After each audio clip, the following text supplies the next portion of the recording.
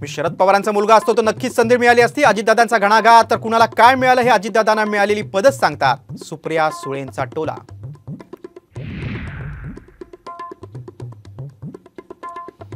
अमोल कीर्तिकरांच्या रॅलीत बॉम्बस्फोटातला आरोपी इक्बाल मुसा प्रचार करत असल्याचा भाजपचा आरोप।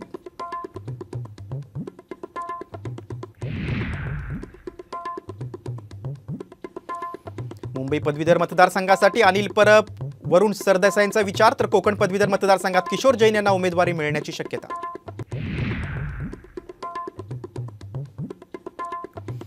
लोकसभा निवडणुकीनंतर महाराष्ट्राप्रमाणेच कर्नाटकात ऑपरेशन लोटस, मुख्यमंत्री शिंदेंचा गौप्यस्फोट।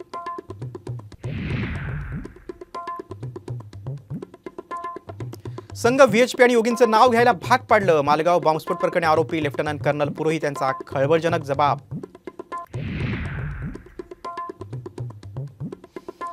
आणि पुण्यात वादळी वाऱ्यासह जोरदार पाऊस, उकाड्यापासून हैराण झालेल्या पुणेकरांना दिलासा तर विदर्भात नागपूरसह वर्धा, भंडारा, बुलढाणा ते अवकाळी पाऊस।